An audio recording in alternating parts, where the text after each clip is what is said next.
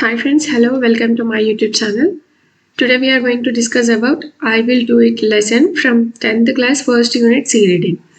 We have already discussed A reading and B reading, that is attitude is altitude, and also every success story is also a story of great failures. So now we will enter into the lesson, that is I Will Do It. It is about Narayana Murthy, the self-confidence book. He was short, he was sharp, he was the brightest boy in his class. His seniors used to ask him to solve their difficulties in science. He could have unnoticed in a crowd, but once you asked him a question related to physics or maths, there was a spark in his eyes. He could grasp theories of science faster than the speed of light. So he is the Narayana Murthy. In this picture, we can see the Narayana Murthy here. So here is a story about Narayana Murthy, about his family, about his education and everything. So ఆయన ఇంకా ఎలా ఉండేది చూడడానికి అంటే చాలా చిన్నగా పొట్టిగా ఉండేవాడు అండ్ ఇంకా చాలా చాలా షార్ప్ అనమాట అతను. He was the brightest boy in his class, అంటే చాలా షార్ప్ బాయ్, అంటే చాలా ఇంటెలిజెంట్. వాళ్ళ క్లాస్లోనే అందరికన్నా ఇతను చాలా జీనియస్ ఇంటెలిజెంట్ అంట. He seniors use to ask him to solve the difficulties in science.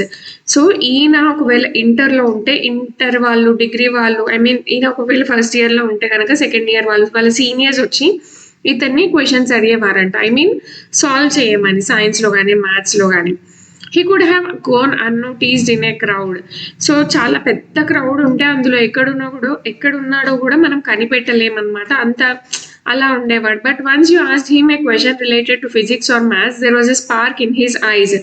అలా ఉన్నా కూడా మనం ఒకవేళ అతన్ని మ్యాథ్స్కి రిలేటెడ్ కానీ ఫిజిక్స్ రిలేటెడ్ కానీ క్వశ్చన్స్ అతన్ని అడిగితే అతని కళ్ళలో ఏదో ఒక చెప్పలేని మెరుపు, ఒక చెప్పలేని హ్యాపీనెస్ అనమాట. అంటే ఫిజిక్స్ అన్న మ్యాథ్స్ అన్న నారాయణమూర్తి గారికి చాలా చాలా ఇష్టం అనమాట. సో ఆ రిలేటెడ్ క్వశ్చన్స్ ఏవైనా అడిగితే విత్ ఇన్ మినిట్స్లోనే సాల్వ్ చేసేవాడు అనమాట. He could grasp theories of science faster than the speed of light.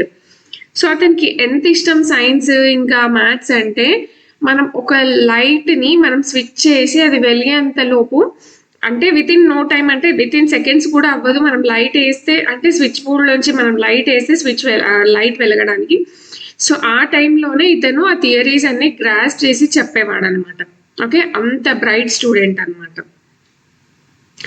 He came from a poor but educated family. His father was a high school teacher and avid reader of English literature. So ఇంకా అతను ఇక్కడ మనకి వాళ్ళ family background గురించి ఇచ్చారు, అతని education గురించి ఇచ్చారు. సో వాళ్ళది చాలా పూర్ ఫ్యామిలీ, కాకపోతే వాళ్ళ ఫ్యామిలీలో అందరూ చదువుకున్న వాళ్ళు అనమాట. ఇంకా వాళ్ళ ఫాదర్ ఒక హై స్కూల్ టీచర్ అండ్ అతనికి ఇంగ్లీష్ లిటరేచర్ చదవడం అంటే చాలా ఇంట్రెస్ట్ అనమాట. He, like all the boys in his class, was trying to get admission into some engineering college. The brighter ones wanted to study in the Indian Institute of Technology or the IITs. So ఇంకా ఇతను he like all the boys in his class. So దీనివల్ల మనకేమో అర్థమవుతుంది అని అంటే, ఇతనికి అంటే నువ్వు వేరు నేను వేరు, నువ్వు చదవవు నేను చదువుతాను అలాంటి ఫీలింగ్స్ ఏం లేకుండా ఇతను క్లాస్లో అందరినీ ఈక్వల్గా చూసేవాడు అనమాట. అండ్ ఇంకా వీళ్ళందరూ ఏం చేసేవాళ్ళు అంటే, ఇంజనీరింగ్ కాలేజ్లో అడ్మిషన్ తీసుకోవడానికి రెడీగా ఉన్నారు అని అర్థం. The brighter ones wanted to study in the Indian Institute of Technologies or the IITs. So బాగా చదవాలి అనుకునే స్టూడెంట్స్కి ఎక్కడ చదవాలని ఉండే అని అంటే, ఐఐటీలో చదవాలి, అక్కడ ఎంట్రన్స్ టెస్ట్ రాసి అక్కడ సీట్ తెచ్చుకోవాలి అని వాళ్ళకి చాలా ఆశ ఉండేదంట.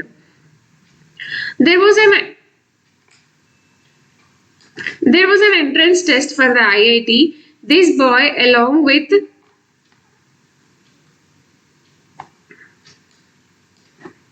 There was an entrance test for IIT.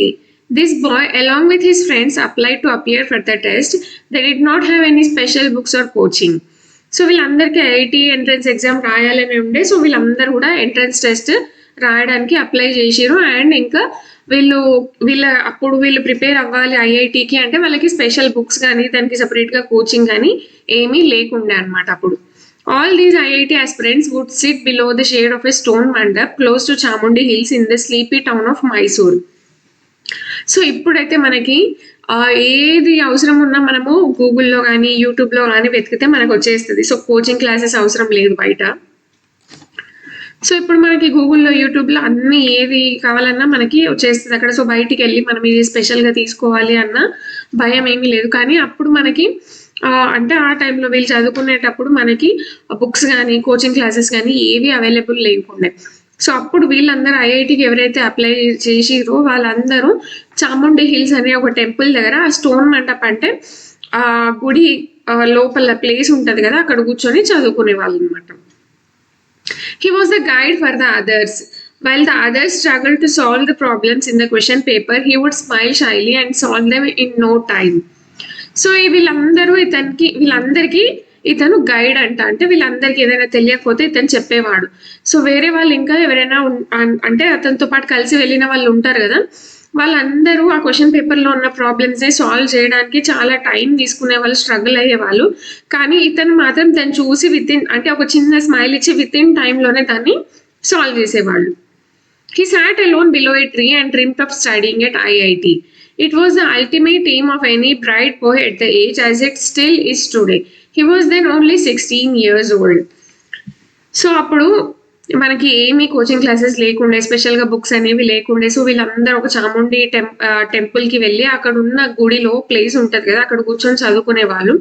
And ఇంకా ఇతను వీళ్ళందరి ఫ్రెండ్స్‌కి గైడ్ అనమాట. అంటే వాళ్ళకి ఏదైనా రాకపోతే ఇతను చెప్పేవాడు. వాళ్ళందరూ క్వెషన్ పేపర్‌లో ఉన్న ప్రాబ్లమ్స్‌ని సాల్వ్ చేయడానికి స్ట్రగుల్ అవుతుంటే ఇతను చాలా స్పీడ్‌గా వాటిని సాల్వ్ చేసి వాళ్ళకి ఇచ్చేవాడు. అండ్ ఇంకా ఇతను ఆ టెంపుల్‌లో ఉన్న ఒక చెట్టు కింద కూర్చొని ఐఐటీలో చదవాలి అని చెప్పేసి కలలు కంటూ ఉండేవాడు. సో అలాంటి కల ఎవరు కంటారు అనంటే బాగా చదువుకోవాలి, లైఫ్‌లో ఒక గోల్ ఉండాలి. అంటే లైఫ్‌లో నేనేదైనా చెయ్యాలి అనుకున్న వాళ్ళకి కంపల్సరీ అప్పుడు ఐఐటీ అనేది ఒక ప్లాట్‌ఫార్మ్ అనమాట. సో అప్పుడు అతనికి ఎన్ని ఇయర్స్ ఉండే అంటే ఓన్లీ 16 ఇయర్స్ అతనికి అప్పుడు ఉండే. 16 ఇయర్స్ అంటే జస్ట్ 10th కంప్లీట్ ఇంటర్ అలా. The D-Day came. He came to Bangalore, stayed with some relatives, and appeared for the entrance test. He did very well, but would only say okay when asked. So D-Day అంటే dream day అని మనం అర్థం చేసుకోవచ్చు ఇక్కడ. So అతను కలలుగానే రోజు వచ్చేసింది. So అతనేమో బెంగుళూరులో వాళ్ళ రిలేటివ్స్‌తో పాటు ఉంటూ అక్కడ అప్లై చేసిన ఎంట్రన్స్ టెస్ట్‌కి ఐఐటీ ఎంట్రన్స్ టెస్ట్ ఏదైతే ఉందో అక్కడ టెస్ట్ రాసేసిండు. దాని రిజల్ట్స్ వచ్చినాయి. వచ్చిన తర్వాత ఎలా రాసినావు అని వాళ్ళ రిలేటివ్స్ అడిగినప్పుడు అతను చాలా బాగా రాసిండు. కానీ ఏమన్నాడు అనంటే just okay. It was the opposite when it came to food. When he said okay, it implied bad. When he said good, it implied okay. When he said excellent, it implied good. His principle was never to hurt anyone. So ఇక్కడ ఆయన చాలా బాగా రాసినప్పుడు ఆయన ఏం చెప్తాడు అంటే just okay అని. ఓకే. సో కానీ అదే ఫుడ్ విషయానికి వస్తే మాత్రం అది టోటల్‌గా ఆపోజిట్ ఉండేదన్నమాట. It was the opposite when it came to food. When he said okay, it implied bad. So అతను బాగా చదువుకొని బాగా రాస్తే ఎలా రాసినావు అని అడిగినప్పుడు ఓకే అంటాడు. కానీ అదే ఫుడ్ విషయానికి వచ్చేసరికి మాత్రం అది చాలా బ్యాడ్‌గా ఉంది అని అనుకున్నప్పుడు మాత్రం దాన్ని ఓకే అంటాడు. When he said good, it implied okay. సరే గుడ్ అని చెప్పినప్పుడు దాన్ని ఓకే అని మనం అర్థం చేసుకోవచ్చు. When he said excellent, it implied good. So చాలా ఎక్సలెంట్‌గా ఉంది అని అంటే జస్ట్ గుడ్ అని మనం అర్థం చేసుకోవచ్చు. సో దీనివల్ల మనకి ఏం అర్థం అవుతుంది అని అంటే అతని ప్రిన్సిపల్, అతని పాలసీస్ ఏంటిది అని అంటే ఎవరిని హర్ట్ చేయొద్దు. Okay. The IIT entrance results came. He had passed with a high rank. What a delight for any student. He was thrilled. He went to his father who was reading a newspaper. So అతను బెంగుళూరులో వాళ్ళ రిలేటివ్స్‌తో stay చేస్తూ entrance test రాసిండు. So అతను okay అన్నాడు. ఇదంతా అయిపోయింది. So result కూడా వచ్చేసింది. సో అతను చాలా మంచి ర్యాంక్‌తో పాస్ అయిపోయాడు. సో డిలైట్ అంటే మనం హ్యాపీనెస్ అని ఇక్కడ అర్థం చేసుకోవచ్చు meaning. So what a delight for any student అంటే ఇంతకన్నా ఒక స్టూడెంట్‌కి హ్యాపీనెస్ ఏముంటది? ఐఐటీలో చదవాలనుకున్నాడు, ఎంట్రన్స్ రాసిండు, చాలా మంచి ర్యాంక్ వచ్చింది. సో అతను చాలా హ్యాపీగా ఉన్నాడు. సో వాళ్ళ ఫాదర్ దగ్గరికి వెళ్ళి ఈ విషయం చెప్పాలి అనుకున్నప్పుడు అతను వాళ్ళ ఫాదర్ దగ్గరికి వెళ్ళిండు. అప్పుడు వాళ్ళ ఫాదర్ ఏం చేస్తున్నాడు అంటే న్యూస్ పేపర్ చదువుతున్నాడు. అన్న, I have pass the exam. Well done my boy, I want to join IIT. His father stopped reading the newspaper. He lifted his head, looked at the boy, and said with a heavy voice, "My son, you are a bright boy. You know our financial position. I have 5 daughters to be married off and 3 sons to educate. I am a salaried person. I cannot afford your expenses at IIT. You can stay in Mysore and study as much as you want. So ఇక్కడ వాళ్ళ father దగ్గరికి వెళ్ళిండు, నేను మంచి ర్యాంక్‌తో pass అయినా అని చెప్పడానికి. అప్పుడు వాళ్ళ ఫాదర్ ఏం చేస్తున్నాడు, న్యూస్ పేపర్ చదువుతూ ఉన్నాడు. సో ఇంకా ఇక్కడ వీళ్ళిద్దరి మధ్య కాన్వర్సేషన్ అనమాట. అక్కడ మద్రాస్‌లో వాళ్ళు ఫాదర్‌ని అన్న అని పిలుస్తారు. ఓకే. సో ఇక్కడ ఇతను చెప్తున్నాడు వాళ్ళ ఫాదర్‌కి, "అన్న I have passed the exam" అంటే నేను పాస్ అయిన ఎగ్జామ్ అని చెప్తే వాళ్ళ ఫాదర్ అంటున్నాడు, "well done my boy." Okay. So అప్పుడు ఇతను చెప్తున్నాడు, "I want to join IIT." Okay. నేను ఐఐటీ జాయిన్ అవ్వాలి అనుకుంటున్నా అని చెప్తున్నాడు. సో అప్పుడు వాళ్ళ father he stopped reading news paper.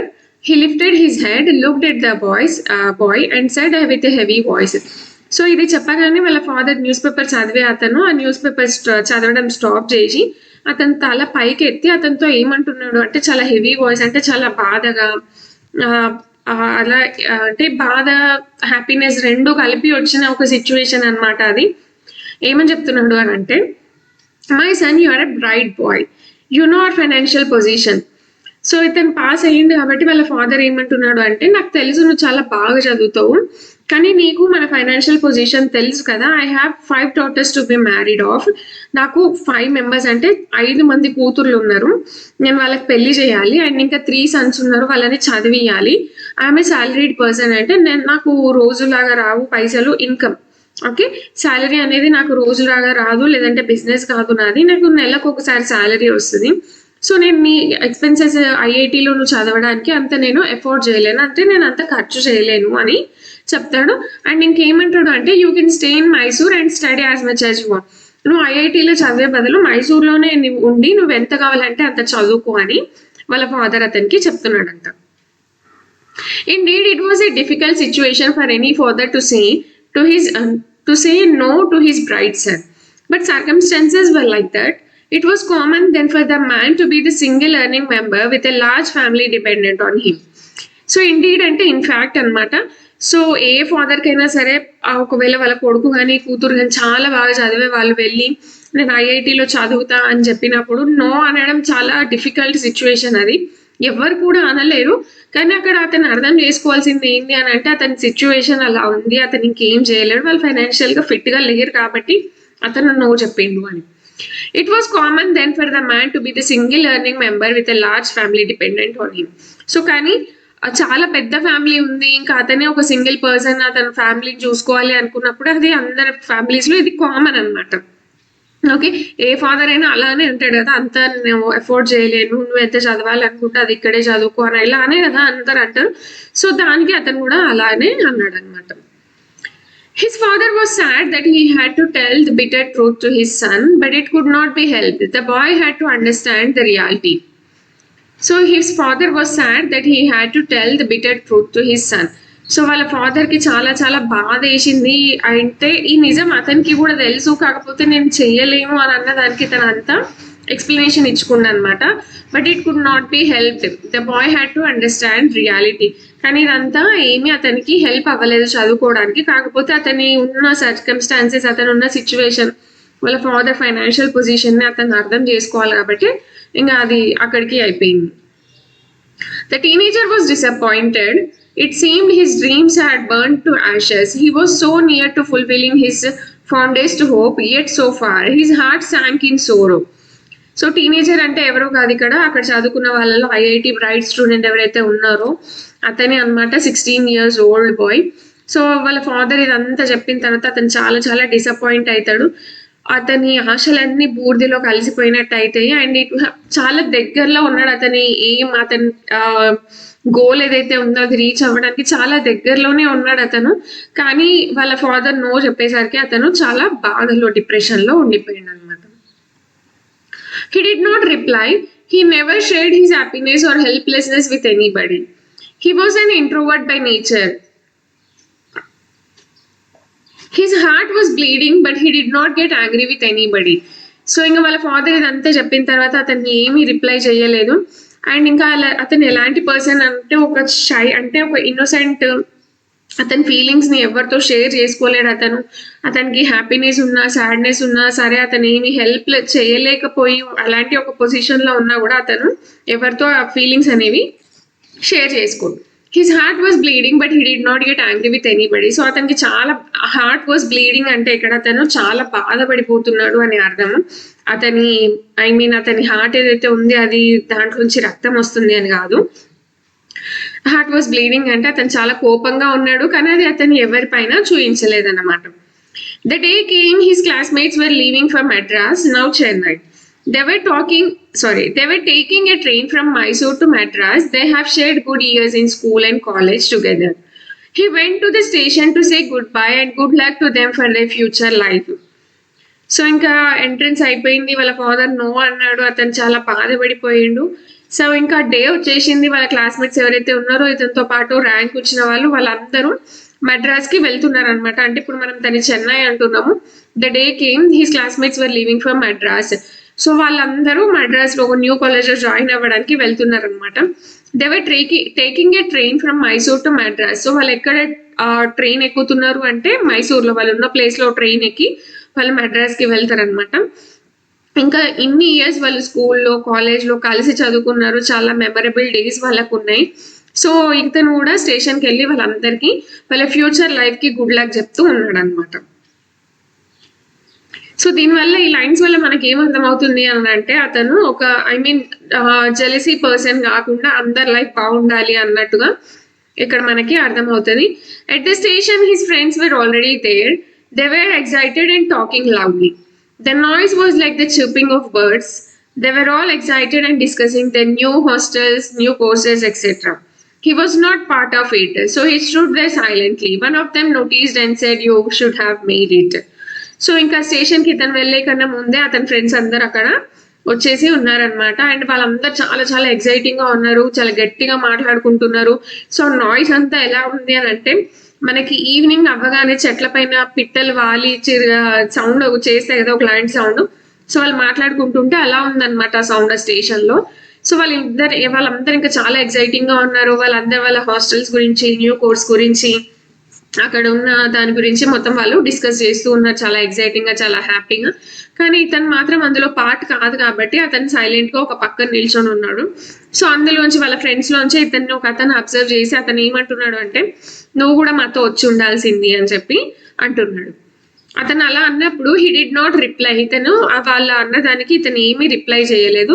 He only wished all of them. They waived at him as the train slowly left the platform. So you should have made it అని వాళ్ళ friend అని చెప్పినప్పుడు ఇతను ఏమీ reply చేయలేదు, just వాళ్ళని good luck అని wish చేసిండు. ఆ ట్రైన్ స్లోగా స్టార్ట్ అవుతుంది. అలా స్టార్ట్ అయినప్పుడు వాళ్ళ ఫ్రెండ్స్ అందరు ఇతనికి బాయ్ చెప్తూ ఉన్నారనమాట. He stood there even after he could no longer see the train or the waving hands. It was the June of 1962 in Mysore city. Monsoon had set in and it was getting dark. It had started to drizzle yet he stood there motionless. So వాళ్ళ friends అందరూ వెళ్ళిపోతూ ఉన్నారు.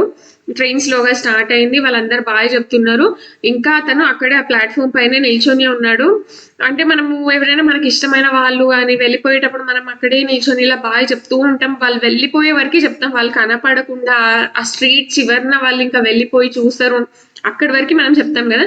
So ఇతనికి కూడా అలానే అనమాట. ఆ train అనేది కనిపించట్లేదు, వాళ్ళ వేవింగ్ హ్యాండ్స్ అంటే వాళ్ళు ఇలా చెయ్యి ఊపడం కూడా అతనికి కనిపించట్లేదు. కానీ అతన్ని అక్కడే ఆ ప్లాట్ఫామ్ పైన ఉన్నాడు అనమాట. అది ఏ ఇయర్లో, ఏ మంత్లో అంటే 1962 జూన్ మంత్లో మైసూర్ సిటీలో అనమాట. ఓకే, అదే సీజన్ అంటే మాన్సూన్ సీజన్. ఓకే, చాలా అంటే తొందరగా పొద్దు గడిచిపోతుంది, మనకి నైట్ అనేది చాలా తొందరగా వచ్చేస్తుంది. So it has started drizzle అంటే చాలా చిన్నగా చినుకులు పడడం స్టార్ట్ అయినాయి అనమాట. ఆ చినుకులు పడుతూ ఉన్నా కూడా అతను అక్కడే మోషన్లెస్ అంటే కదలకుండా అక్కడే నిల్చొని ఉన్నాడు. He said to himself, without anger or jealousy, all students from the IITs study well and do big things in life. But it is not this institution. Ultimately, it is you and you alone who can change your life by hard work. So వాళ్ళందరూ వెళ్ళిపోయిన తర్వాత అతను అక్కడే నిల్చొని ఉన్నాడు. అతను ఏమనుకున్నాడు, కోపంగా జెలసీగా కాకుండా అతను ఏమనుకున్నాడు అంటే, all the students from the IIT study well and do big things in life. So ఐఐటీలో చదివే వాళ్ళందరూ బాగా చదువుకొని చాలా పెద్దగా జాబ్స్ చేస్తూ ఉంటారు. కానీ అది ఇన్స్టిట్యూషన్ అనేది కాదు, But it is not the institution. Ultimately, it is you and you alone who can change your life by hard work. So institution వల్ల మనం చేంజ్ అవుతాము అనేది కాదు, మన హార్డ్ వర్క్ ఏదైతే ఉందో దానిపైన డిపెండ్ అయ్యి మన లైఫ్ ని మనం చేంజ్ చేసుకోవాలి అనేసి అతని లోపలనే అనుకున్నాడు అనమాట. Probably he was not aware that he was following the philosophy of the Bhagavad Gita. Your best friend is yourself and your worst enemy is yourself. So అతనికి తెలియకుండా అతని దేన్ని ఫాలో అవుతున్నాడు అని అంటే భగవద్గీత ఫిలాసఫీని ఫాలో అవుతున్నాడు. సో భగవద్గీతలో మనకి ఏం చెప్పారు అంటే మనకి మనమే ఒక బెస్ట్ ఫ్రెండ్, ఇంకా మనకి మనమే ఒక వర్స్ట్ ఎనిమీ కూడా. ఓకే, మనం మంచిగా ఆలోచిస్తే ఏదైనా చేయొచ్చు, మనం చెడుగా ఆలోచిస్తే మనకు మనమే శత్రువు అవుతాం అనేది ఒకటి ఉంటది కదా. సో అదే ఫిలాసఫీని అతనికి తెలియకుండా అతను దీన్ని ఫాలో అవుతూ ఉన్నాడు అనమాట. Later he worked very hard and focused on one thing, never bothering about his personal life or comforts. He shared his wealth with others. He never used the help of any caste, community or political connections to go up in life. So దాని తర్వాత అతను ఇది follow అవుతున్నాడు అలా అనుకున్నాడు అంటే institution ఒకటే కాదు, అది మనమే ఎవరైతే ఉంటారో దానికి రీజన్ ఎవరు అంటే ఒక మనిషి హార్డ్ వర్క్ వల్ల అతని లైఫ్ ని చేంజ్ చేసుకోవచ్చు అని నమ్మి అతను చాలా హార్డ్ వర్క్ చేస్తాడు. అండ్ ఇంకా దేని మీద ఫోకస్ చేయకుండా జస్ట్ అతని గోల్ మీద ఫోకస్ చేస్తాడు. అతని గోల్ మీద ఫోకస్ చేసి అతని పర్సనల్ లైఫ్ ని కంఫర్ట్స్ ని అన్ని పక్కన పెట్టేసి అతని దగ్గర ఏదైతే మనీ ఉందో ఎంతో ఉందో దాంట్లోనే కొంతమంది వేరే వాళ్ళకి కూడా చాలా హెల్ప్ చేస్తాడు. అండ్ ఇంకా అతను పైకి రావడానికి వాళ్ళని వీళ్ళని తొక్కేసి పైకి రాకుండా అతను అంటే చాలా హార్డ్ వర్క్ తో పైకి వస్తాడు. అండ్ ఇంకా ఎవరి ఇన్ఫ్లుయెన్స్ లేకుండా అంటే మనం ఇప్పుడు మన క్యాస్ట్ లో ఎవరైనా పెద్దవాళ్ళు ఉంటే వాళ్ళ ఇన్ఫ్లుయెన్స్ కానీ, లేదంటే పొలిటికల్ గా ఎవరైనా మనకు తెలిసి ఉంటే వాళ్ళతోని మాట్లాడి కానీ, సో అలాంటివి అతను ఏవి యూజ్ చేయకుండా పైకి వచ్చిండు. A son of a school teacher showed other Indians it was possible to earn wealth legally and ethically. He built a team of people who were equally good. So ఒక school teacher కొడుకు ఏమని prove చేసిండు అని అంటే ఎవరి help లేకుండా ఏది అంటే లీగల్ గా మనము పైకి రావచ్చు, లీగల్ గా ఎథికల్ గా అంటే మన ఏమంటారు మన ఆచారాలు వ్యవహారాలు అవి ఏమి మర్చిపోకుండా వేరే వాళ్ళని తొక్కి ఇల్లీగల్ గా అవి ఇవి చేసి కాకుండా మనం పైకి రావచ్చు అని అతను ప్రూవ్ చేసిండు. అండ్ ఇంకా అతను ఏం చేసిండు అంటే అతనితో పాటు ఈక్వల్ గా ఉన్న ఒక కొంతమందిని తీసుకొని అతను ఒక టీమ్ ని బిల్డ్ చేసుకున్నాడు. He became a pioneer of India's software industry and started the information technology wave. Today he has become an icon of simplicity, uncompromising quality and fairness apart from being a philanthropist. He really believes in the motto powered by intellect and driven by values.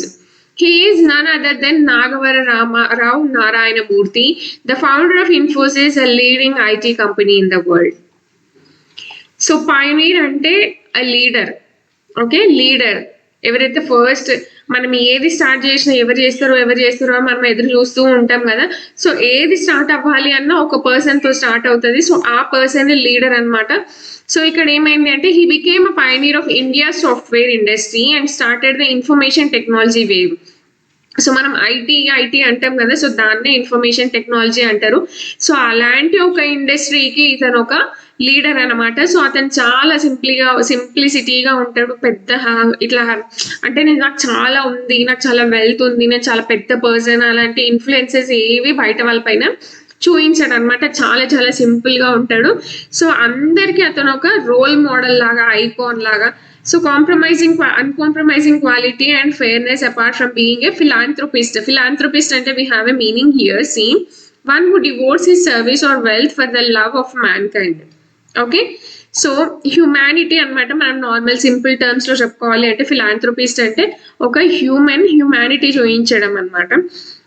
So he really believes in the motto powered by intellect and driven by values. So అతను ఏం follow అవుతాడు అని అంటే ఎవరిని depend అవ్వకుండా so మనకు మనమే hard work చేసి మన లైఫ్ ని చేంజ్ చేసుకోవచ్చు, అది కూడా లీగల్ గా ఎథికల్ గా. సో అతను ఎవరో కాదు, Nagavara Rama Rao Narayana Murthy, none other than Narayana Murthy. Okay, so the founder of Infosys, leading IT company in the world. So మనము హైటెక్ సిటీలో చూసుకుంటే ఇతని కంపెనీస్ మనకి కనిపిస్తే ఇన్ఫోసిస్ అనే leading IT company in the world. And this lesson was return by Sudha Murthy. Sudha Murthy is none other than Narayana Murthy's wife. Okay, so I hope you understand the lesson. For more videos, please like, share, and subscribe my channel. Now we will see about the author. Sudha Murthy, the wife of Narayana Murthy, is an Indian social worker and author. Murthy began her professional career as a computer scientist and engineer. She is the chairperson of the Infosys Foundation. She had founded several orphanages, participated in rural development efforts, supported the movement to provide all Karnataka government schools with computer and library facilities, and established the Murthy Classical Library of India at Harvard University.